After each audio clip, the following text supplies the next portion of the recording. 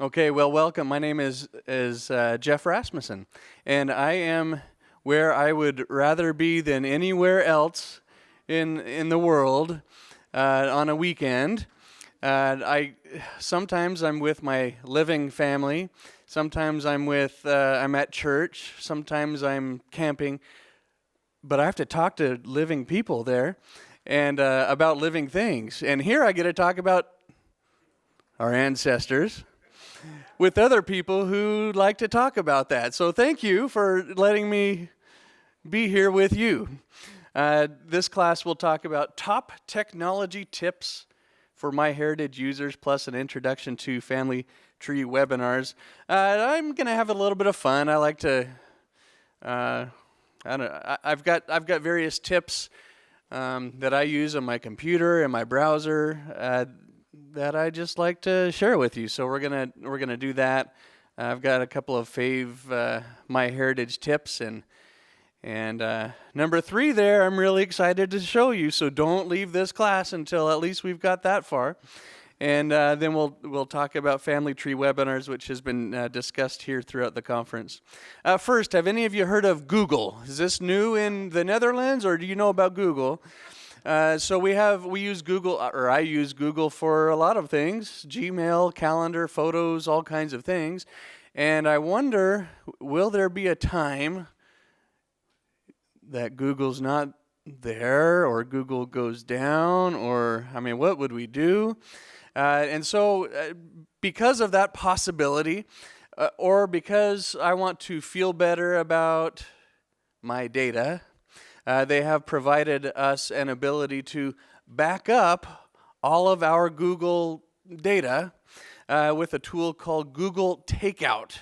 Are you using Google Takeout regularly? How many of you in here? We've got one, two? Okay, so I'm glad you came to class, because Google Takeout's a pretty good thing. We're going to go there live. So I'll click, it's just at takeout.google.com, and if all goes well, it should pull up my Google account. Here we go. Okay, so let me zoom in on this. Hey, I just showed you a tip I wasn't planning on showing you. Control plus sign. You see and that just makes your browser so you can actually read it. Or if you need to zoom out further, control minus sign. So that's a free one for you today. Okay, so at Google Takeout, step 1, you select the data you want to include. And then you go down this list under products, and there's dozens of products there that you might be using that you've never heard of before. So we have arts and culture. We have Blogger. Maybe you have bookmarks. Some of us have used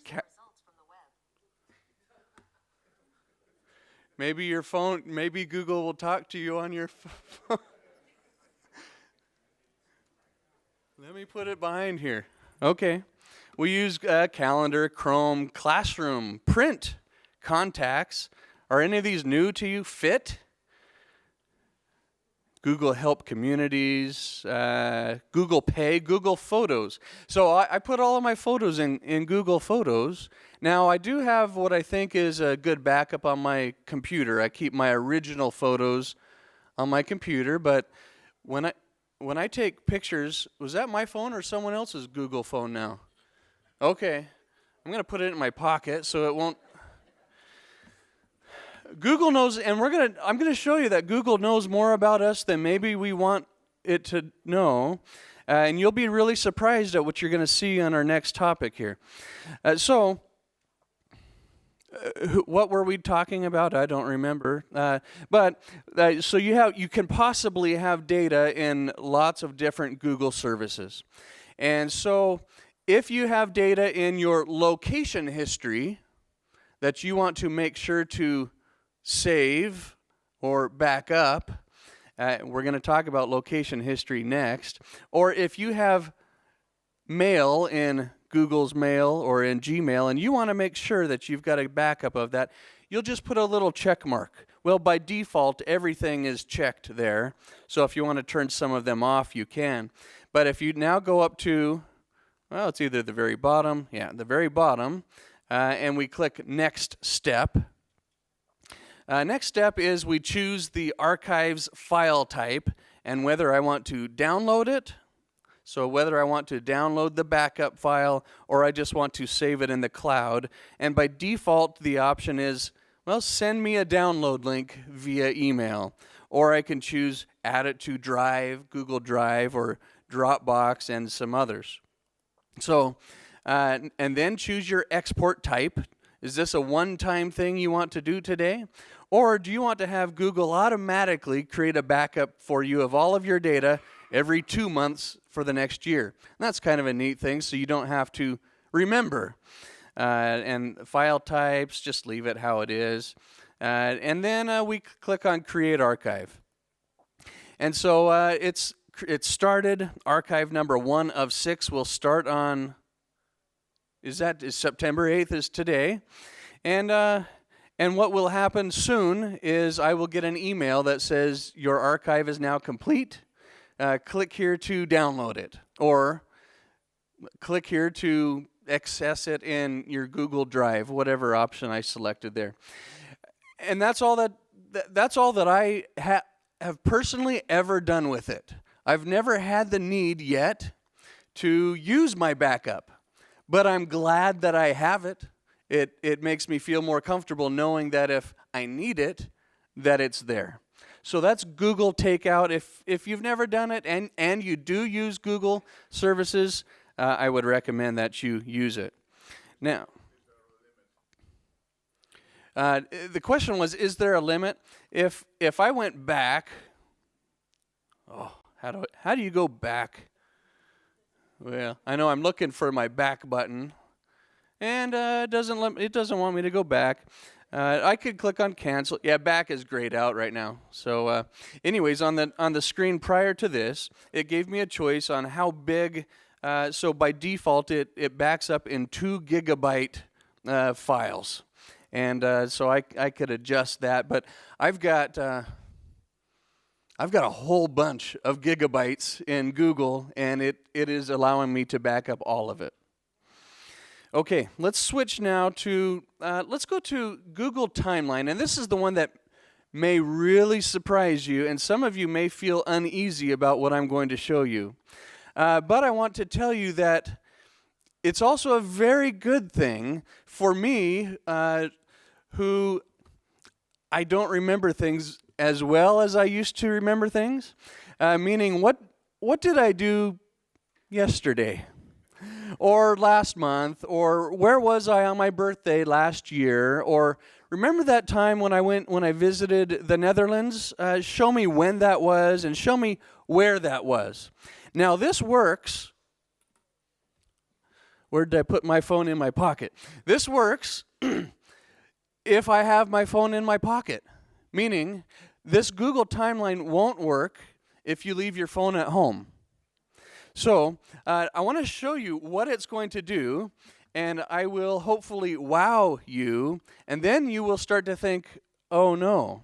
So, and this is optional, but by default, it used to be turned on, and it may have changed. I'm not certain because of what I learned yesterday. Okay. This is my timeline of where I have ever been with my phone. Now, I'm going to just change this to today. So I'll click in the upper left on the button that says Today.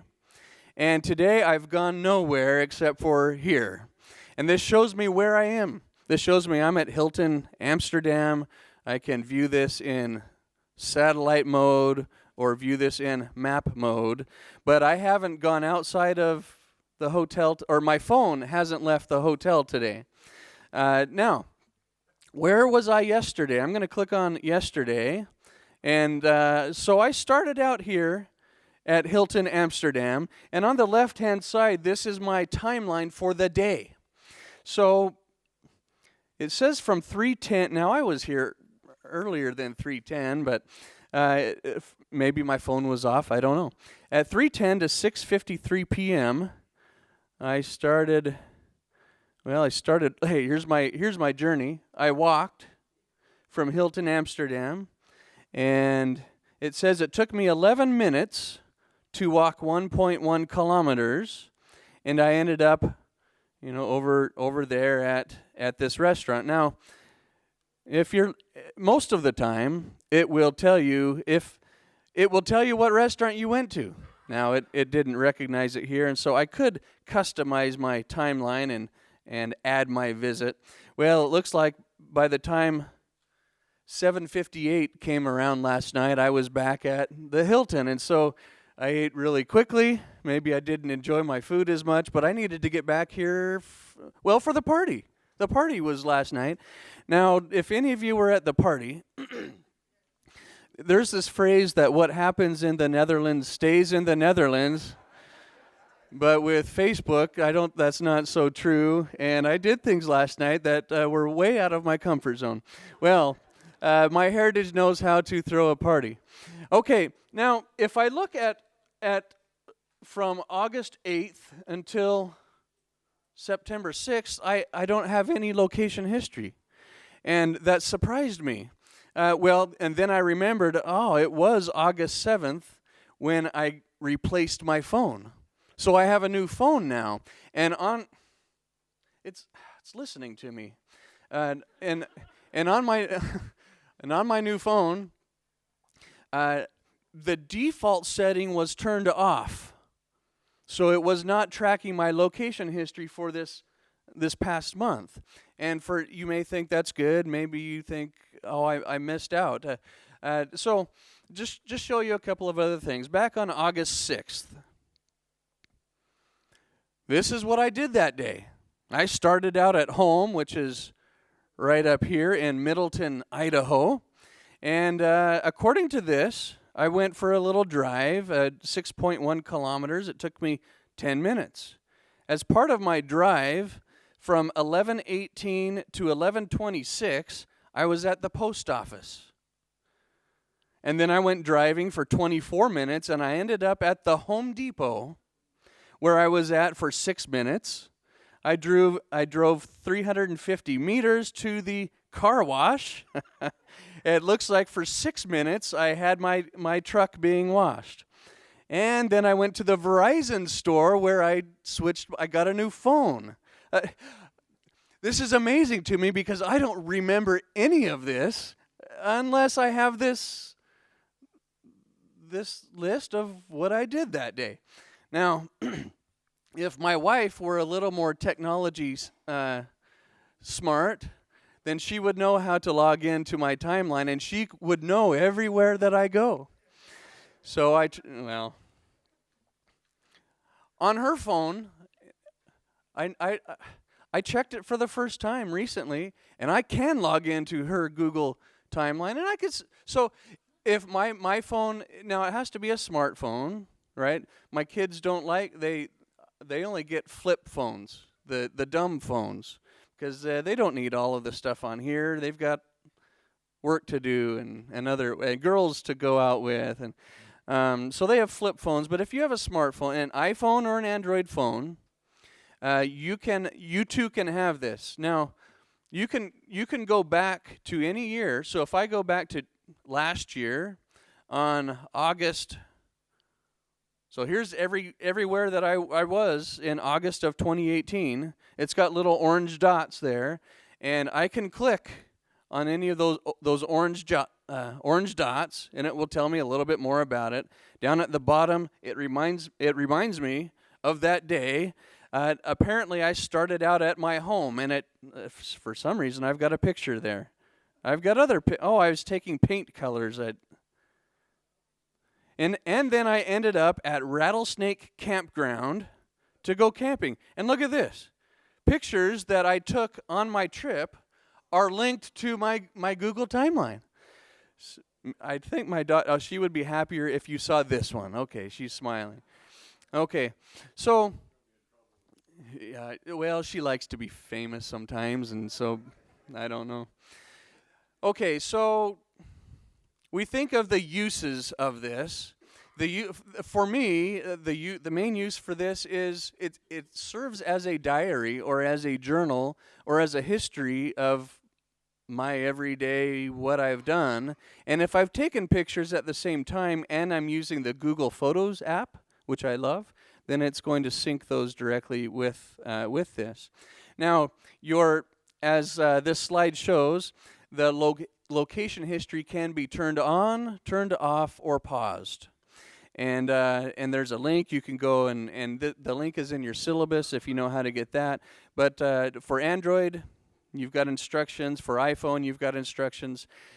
So what you might want to do after this class is just go to google.com/map/timeline and just see if Google knows where you've been. And it may surprise you.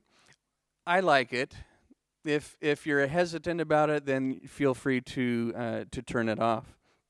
Okay, let's. And if you want to learn more about various Google services and apps, then you can go up to familytreewebinars.com, where there now are 25 different full-length classes on different Google topics.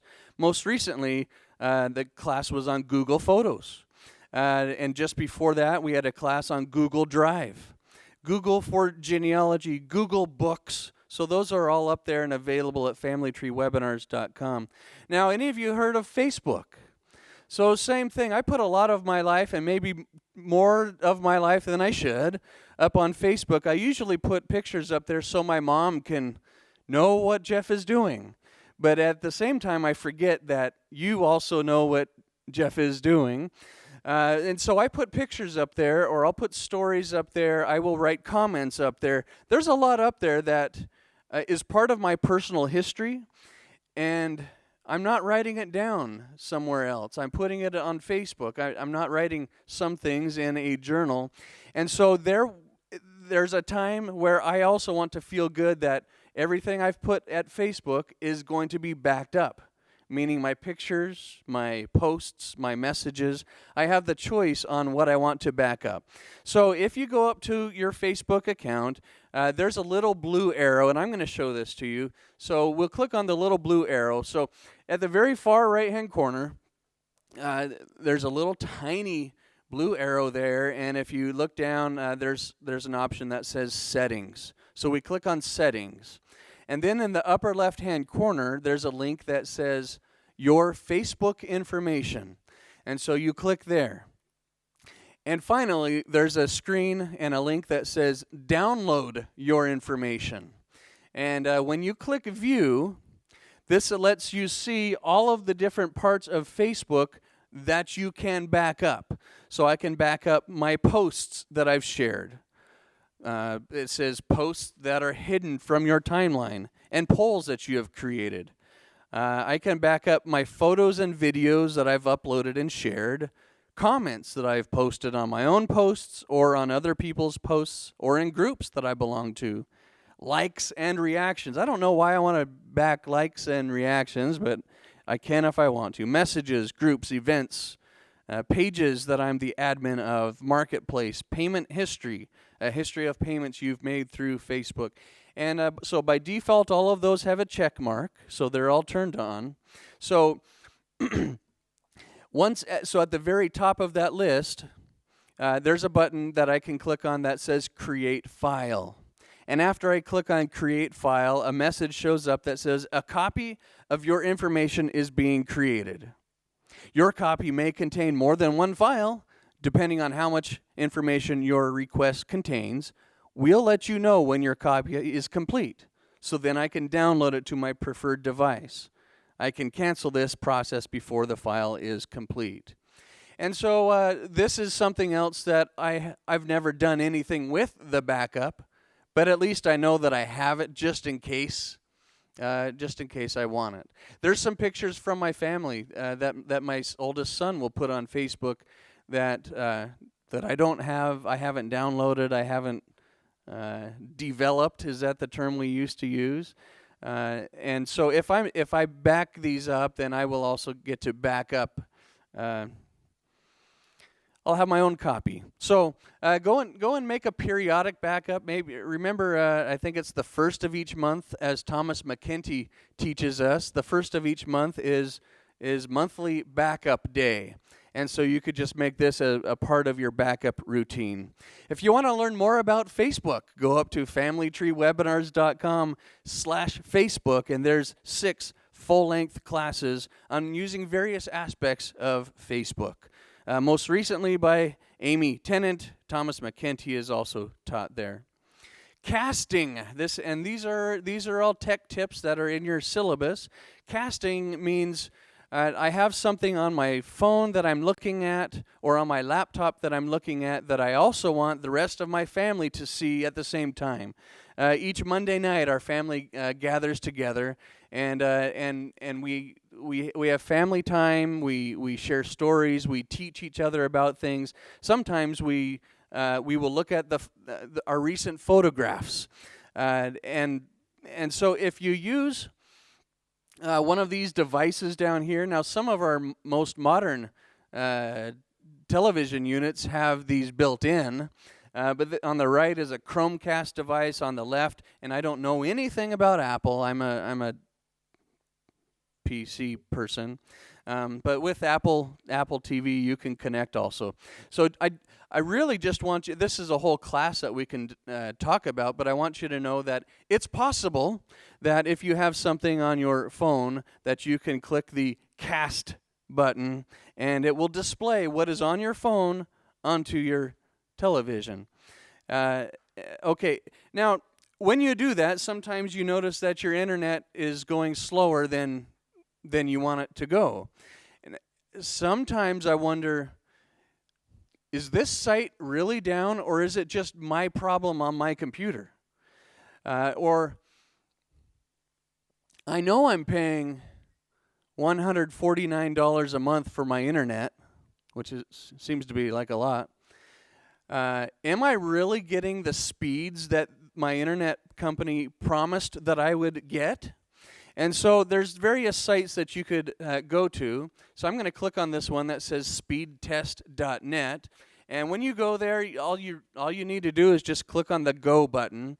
And it's going to do a test of 2 different things. It's going to do a test of your download speed and a test of your upload speed. And so here we go. And it has now begun. And for me, what I'm seeing right here, this is wonderful internet speed. So it's at 160 megabits per second. At home, I get 20 is my max. I live out in the farm area, and I have an antenna on my house that I hope is pointing to another antenna, and my max speeds are 20 download and 4 upload. And look at this.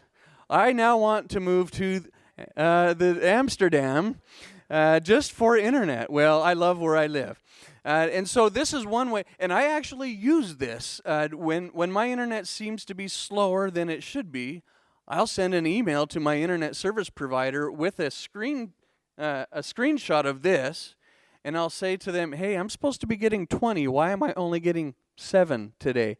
And oftentimes it's because it's been really windy, and my antenna has moved just a little bit, and it's now pointing at someone else's spot on the tower, and so they fix it for me. So use speed test, or isitdownrightnow.com. So if you go there, well, if your internet really is down, then you couldn't go here, or maybe you're on your phone. So yeah, interesting. And so you'll just go like this. I'm going to type in family tree webinars. You have to spell it correctly. And I'll click check. So it's checking. In other words, I can't access this site. Is it just me, or is the site really down? And so it's okay. So it's checking. It's going to. Oh, it's up. Look at that. And so maybe I call my friend and I tell my friend, can you check to see if this site really is up? Well, it's up, and it's so this is telling me that if I'm having a problem with the site, then it's my problem. It's not because the site is down. Okay, this is fun, isn't it? Well, to me, this is fun. I hope you're enjoying this. I've got a few others. You're going to start listening a little bit faster now, okay? Now I'm on Windows, but if you're on Mac, most of these commands you can get by replacing the Windows button with the command button. So this is one I use all the time. So I may have a whole bunch of different programs open. I've got my browser open. I've got my Explorer open. I just really quickly want to I want to minimize everything and get to my desktop. And so pressing Windows D will take me to my desktop. And yes, it is a nice looking family there, isn't it? Well, I want to go back to where I just was. I'm going to press Windows D one more time, and that takes me back to where I was.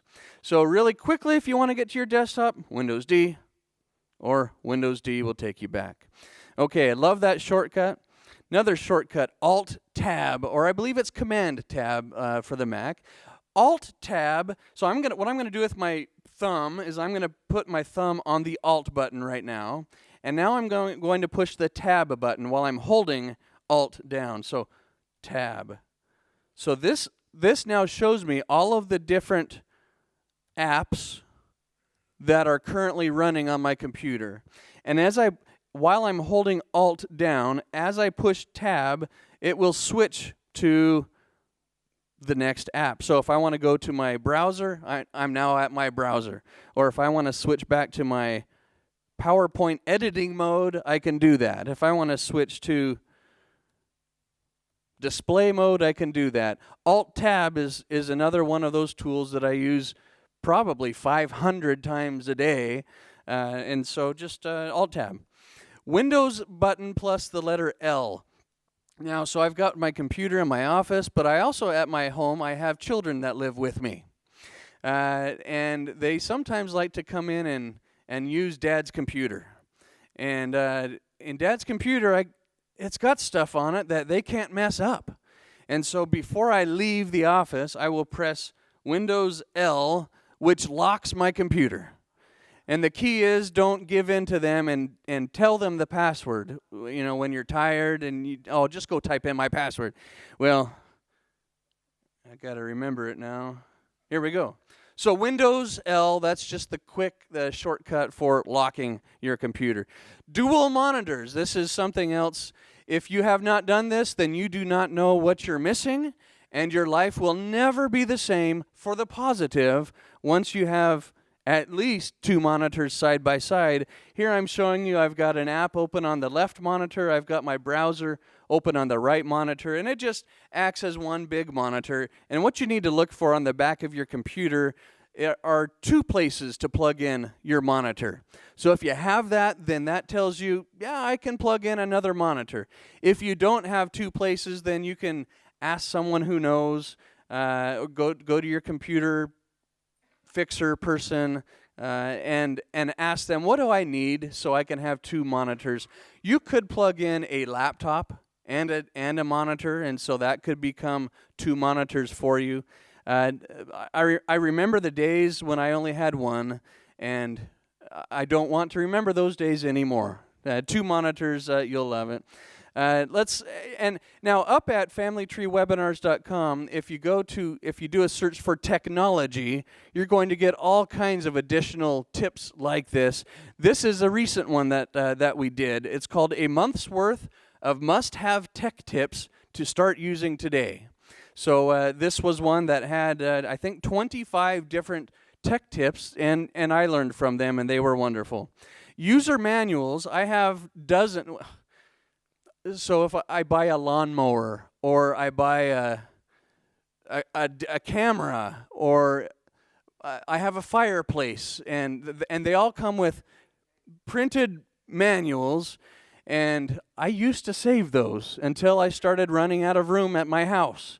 And so I learned, well, for every manual that's in printed form these days, there's also a PDF edition of the manual. And so after I open the box for whatever it is I'm getting, I will throw away the manual, right after I go download the PDF edition of the manual. And I stick all of my manuals in my Dropbox folder. So in Dropbox, I have a folder that's called Manuals. And so I've got the manual for my lawnmower. The manual for how I built a bed. The manual for my fireplace, for my grill, for, I don't even know what this is, a mixer. Why would I? Oh, this mixer. I'm thinking a mixer of, like a mixer to mix a cake. Why would I need that? Okay. And so, because these manuals are in Dropbox, I now can access them anytime and anywhere. So because I'm using the Dropbox app. And if you need to learn about Dropbox, well, there's a webinar for that up at familytreewebinars.com. All right. I've got some MyHeritage favorite tips. I'm going to move quickly now. We know about MyHeritage. We've learned about MyHeritage. There's a couple that I love. And someone talked to me this weekend about, is there any way that I can get a list of everybody that ever lived in a certain place? For example, I'm traveling to Amsterdam. Do I have any ancestors that were ever in Amsterdam so I can go and visit the cemetery while I'm there? Well, this is possible through Pedigree Map, and I love Pedigree Map. So this is just found under the Family Tree menu up at MyHeritage, and go down and click on Pedigree Map, and you'll get a map. By default, this is a list, or it's got little circles on there showing me the places where my ancestors lived.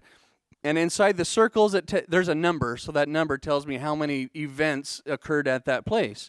And you can look at this in satellite mode.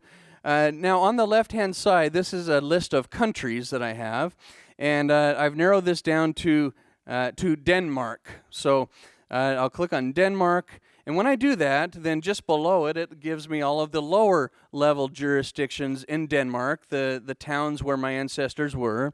And when I click on one of the places, so if I say it correctly, I think it's Genealogy, so I click there, and then this shows me on the right-hand side all of the events in my tree that happened in Genealogy, and I could click on those people, those events over there, and here's Geoff Rasmussen, who lived in that place, and I love this. So. Also down at the bottom, you click on the satellite map, and this is the village where my ancestors came from in 1869 is when they left. Well, also in the far bottom right-hand corner of your map, there's a button that, and I like this one, but it's so little that maybe you don't notice it. It says Heat Map. And so click on Heat Map, and this shows you now on the map, in red, that's the greater quantity of events that happened in those places. So I've got some in the northwest in the States, in the eastern in the States. I've got some over here as well. So view this in satellite mode too, and that looks stunning to me. Well, let's zoom in on this part of the world, and here I can see, you see the yellows? I can see in the UK, I can see here in Denmark, I can see in Sweden. It's just very visually, it helps me see where the people in my tree resided. Now, so that was showing me everyone in my tree. Now, at the top, so in the top left-hand corner, this is showing Geoff Rasmussen's ancestors. I can change that to someone else. So I've now changed that to Geoff Rasmussen, and I've told it I want to just see where his descendants lived. And so this shows, well, now I have 86 places, and I can view that. So this is where Geoff Rasmussen, well, he started out here, and his part of the family ended up over here. Now, in the very far upper right-hand corner is a really tiny button. It looks like a funnel, which means we want to filter this map. So I'll click on it, and I can filter this map by time period. So I could see from 1820 to the year 2018, this is where Geoff Rasmussen's descendants were living. Now, if I change that to 1820 to 1860, it expanded just a little bit. So here's 1820. Here's 1860. I'll expand this now to 1900, and now Christian Rasmussen's descendants, some of them are living over here. So sometime between those years, there was an out migration.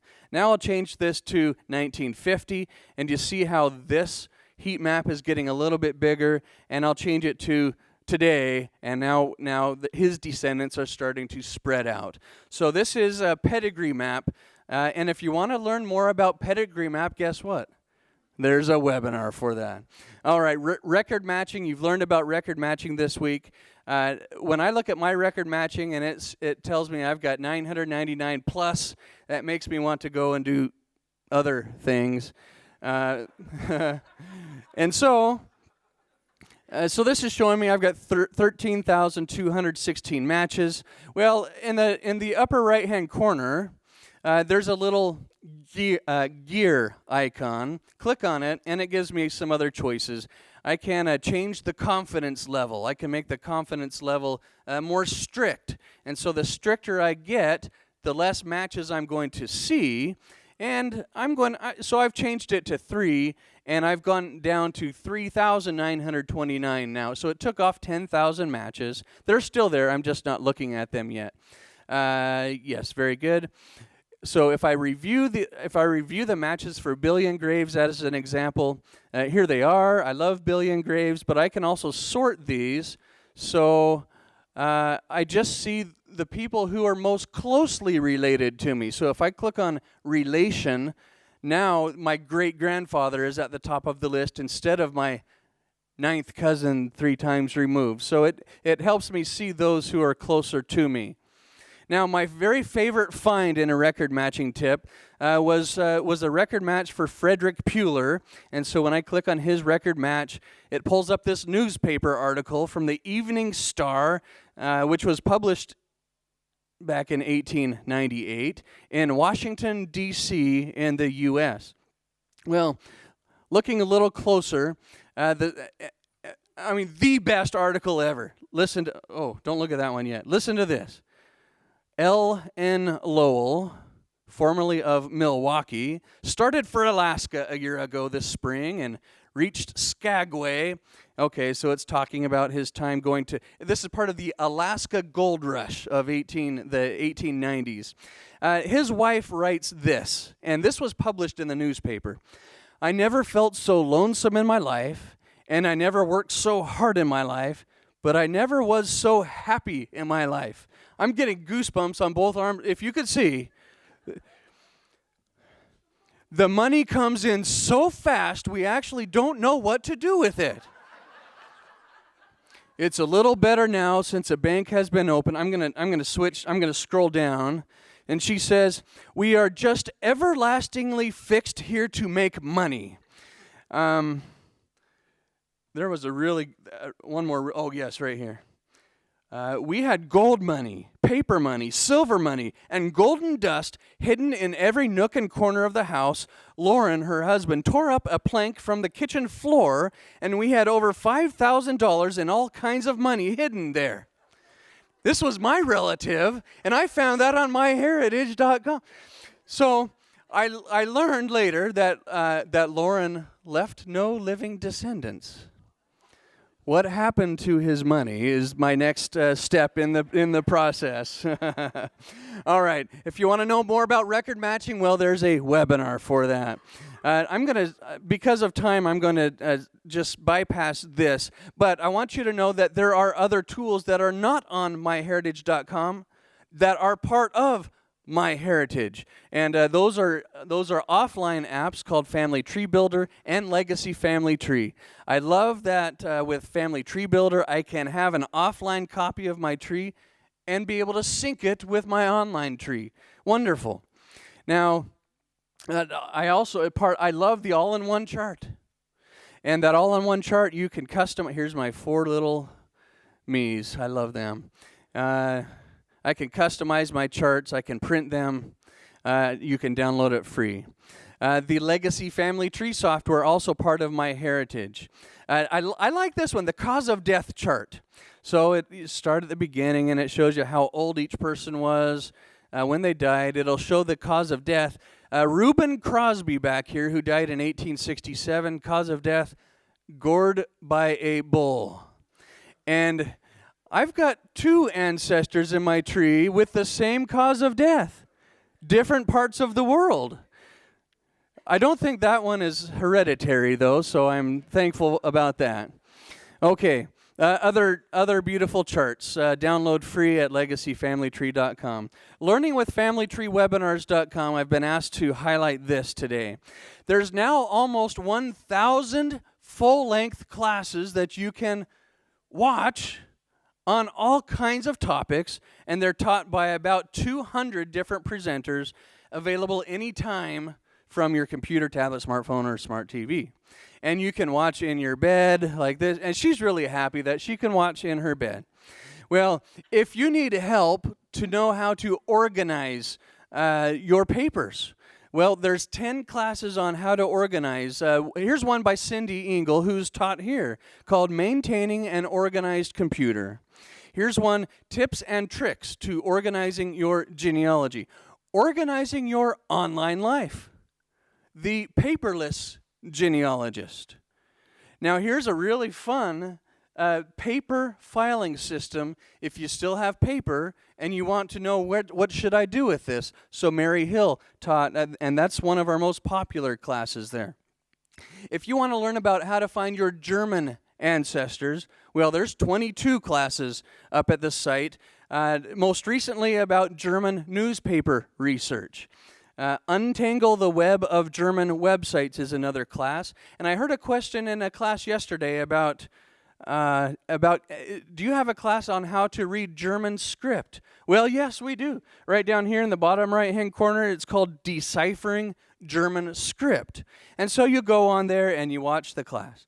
Now, if you go to the DNA part of FamilyTreeWebinars.com, these are the upcoming live webinars for the rest of this year. So September 11th, if you speak Italian, there's Ugo Perego is going to speak on that. Blaine Bettinger, who is also here, is going to speak later that night on September 11th on using phasing to test DNA segments. Marie is here at this conference. She'll be speaking in French. Blaine, again, Diane Southard, A Day Out. These are all live webinars on DNA that you can attend for free from your home. If you scroll down, there's 89 different classes on how to use DNA in your research. Most recently, this happened yesterday on how to write a case study that follows the new standards for DNA. Details of new and modified DNA-related standards. Michelle Leonard from Scotland taught about combining DNA and traditional research.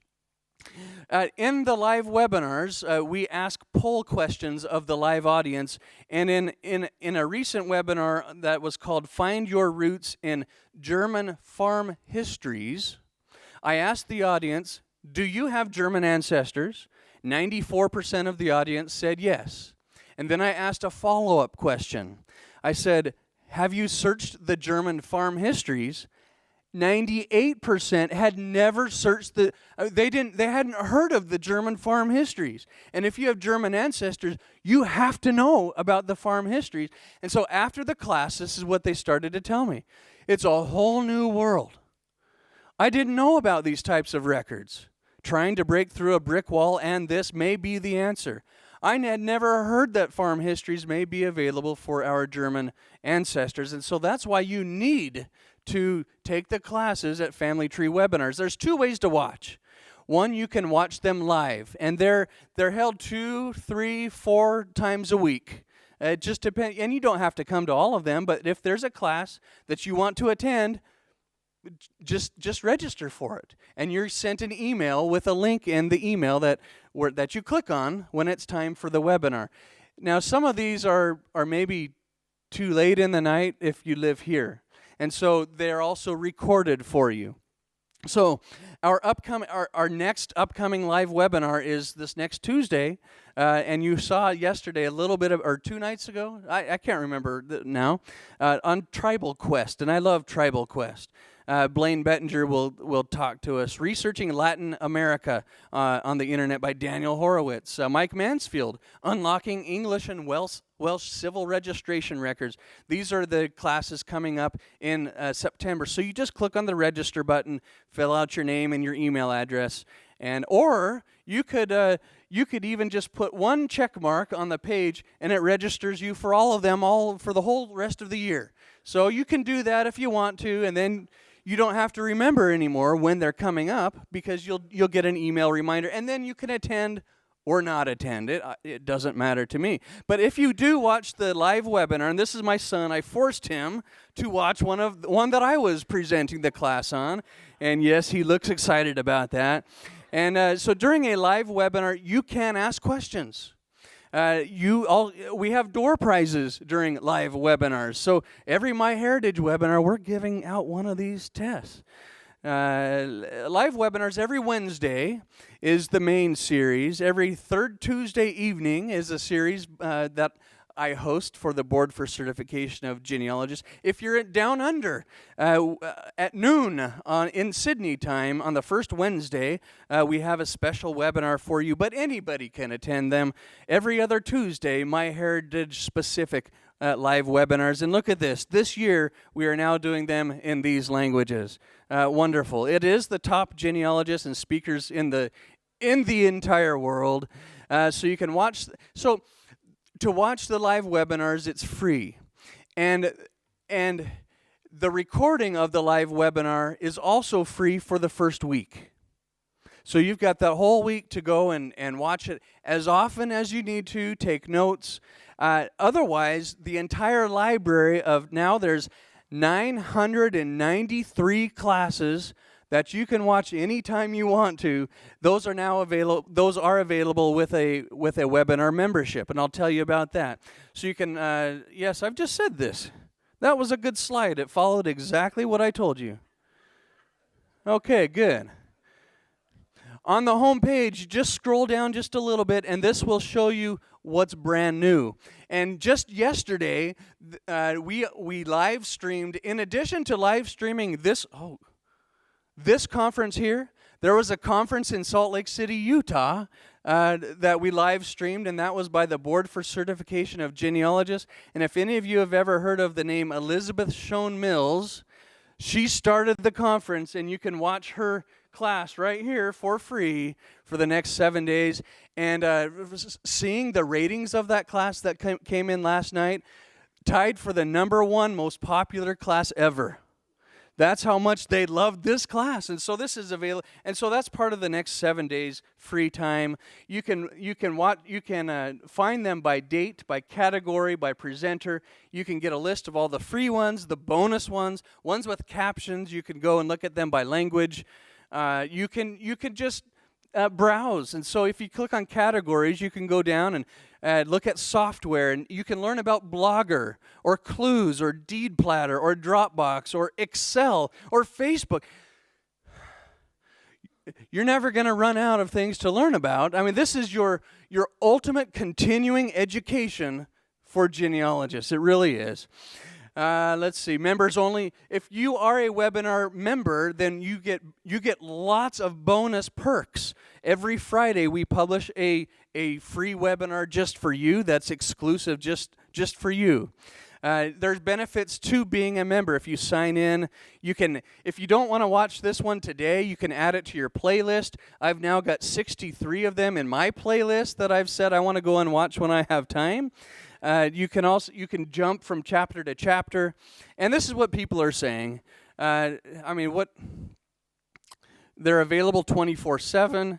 Your webinars are I subscribe to every search provider, but count Legacy and my webinar membership as the keys to successful genealogy. So free for live webinars, free for the first week. Otherwise, there's the pricing. So $49.95 US a year. 993 classes. We will celebrate number 1,000 this month. We started this 10 years ago, and 10 years ago I thought maybe we'll do one webinar maybe each month. and it became the hottest thing in genealogy. Well, so this is where you go. That's the website to go to. Here's your half off coupon code that you can use just for you here at MyHeritage Live. So MH Live 19, 50% off through today. Today's Sunday.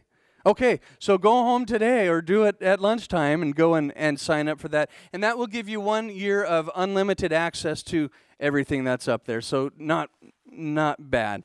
Well, the only thing standing between me and your lunch is me talking to you. It's now lunchtime. I too am hungry. If you have questions, find me throughout the day. I hope you are loving MyHeritage Live and that you'll come back next year wherever that is. Okay, thank you, everyone.